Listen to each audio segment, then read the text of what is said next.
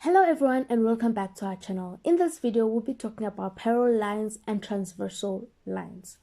So let's go straight into it. Before I define those terms, I just want to define what intersect means, or what does it mean when two lines intersect. So when two lines cross each other, sorry about that. When two lines cross each other at a point, we call those lines, or we say that those lines are intersecting, or they intersect. Now, parallel lines are the exact opposite. They never meet, and they are always the same distance apart, and they are denoted by arrow symbols as shown below. So, for instance, this will be our parallel lines. The distance between these two lines is always the same. So if it's 5 centimeters here, it will be 5 centimeters here, and it will be 5 centimeters in the middle, or anywhere between these lines. So it's always the same distance apart. And we show that a line is parallel. So a line is just a straight line. But when it now has arrows in the line or on the line, we call those lines parallel lines. That's how you show that a line is parallel. A transversal line intersects two or more parallel lines. For instance, we have parallel line AB and another parallel line CD, and we get a transversal line. This is said to be parallel because of those arrows on the lines. Let's label our lines A, B, C, D, E, F. You can label your lines anything you want to label it. So a transversal line in this case would be line E and F, because that line intersects two or more parallel lines. So it intersects two or more parallel lines. So in this case, it intersects only two parallel lines at this point and at that point. So in writing, we indicate that two lines are parallel by using two vertical lines. So in this case, if we want to say that AB and CD are parallel, you would denote it like this. So AB is parallel, so two vertical lines, to line CD. And that's how you denote, or you show that, not show, but represent AB is parallel to CD in symbol form. So in Euclidean geometry, the intersecting of these lines, so the parallel lines and the transversal lines, forms properties that I am going to introduce now. So we get interior angles. That's our first term. Interior angles. Those are angles that lie in between the parallel lines. So if our parallel lines are, or is, AB and CD, any angle that lies in between those two, so in between as in this part of the sketch, are called interior angles because they're in between the parallel lines. So in this case, our interior angles would be A, B, C, and D.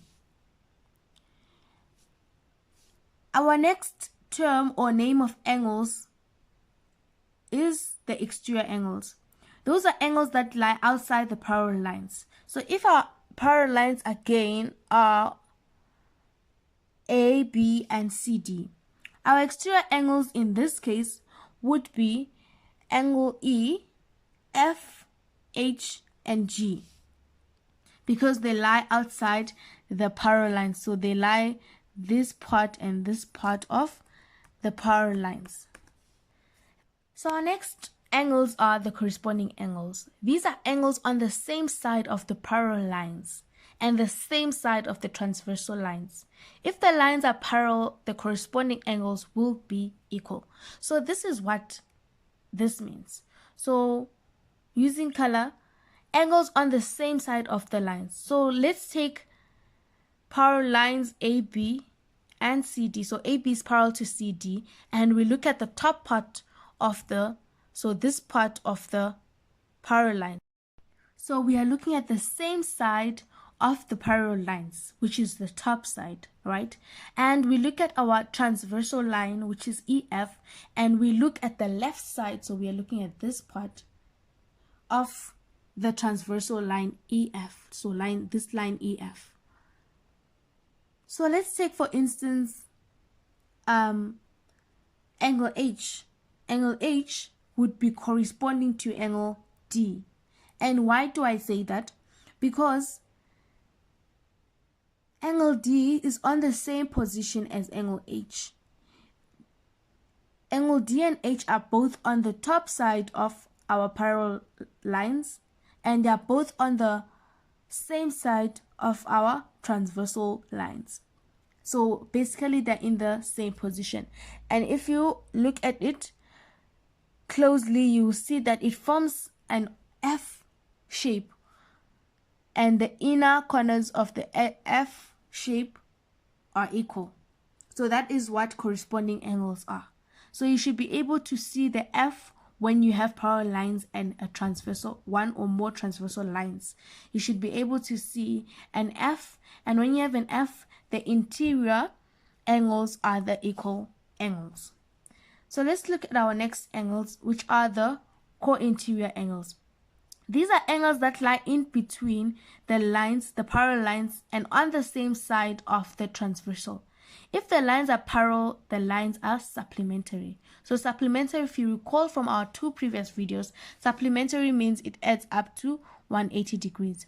So co-interior angles lie in between they are angles that lie in between the parallel lines and on the same side of the transversal line EF.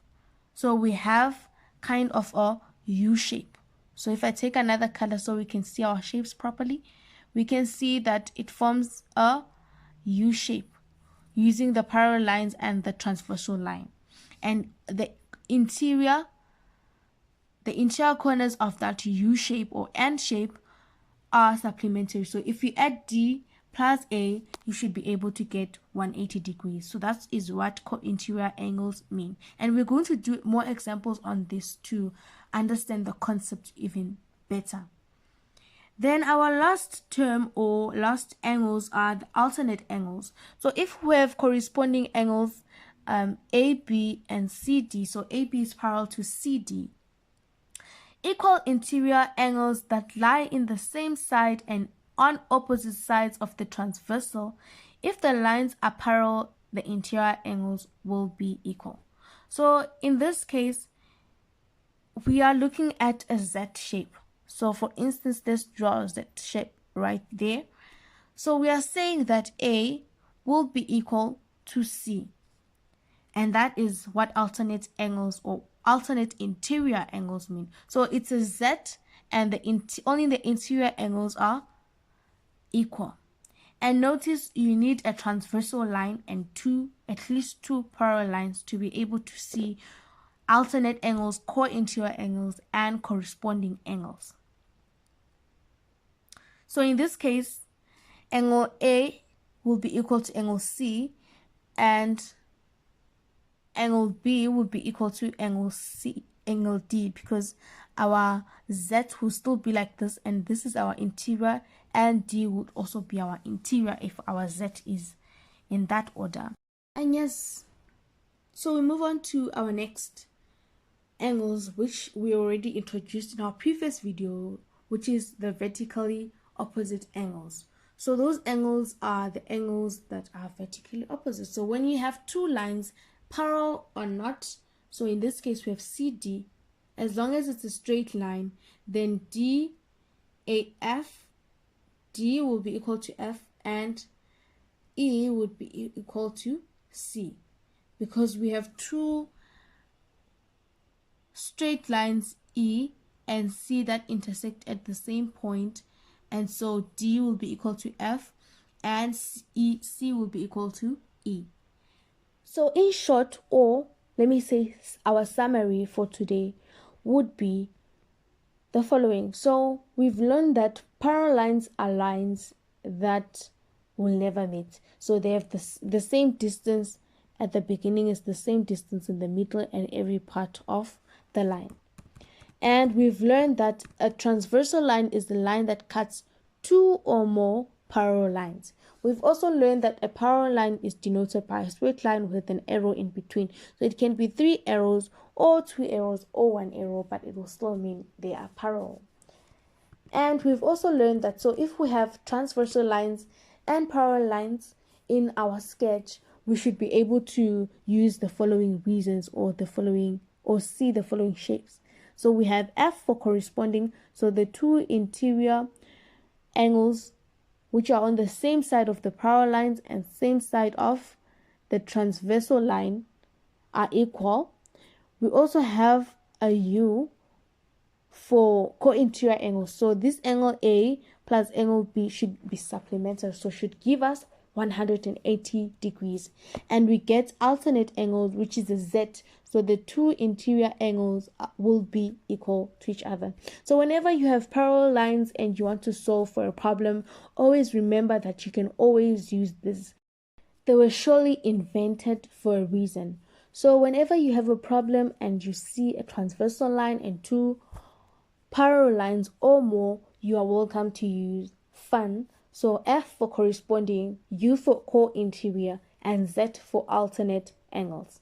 So that is it for today. Thank you guys for watching. See you in the next video as we tackle some questions to understand these concepts better and to just find a way to enjoy math. So thank you guys for watching. See you in the next video. Bye.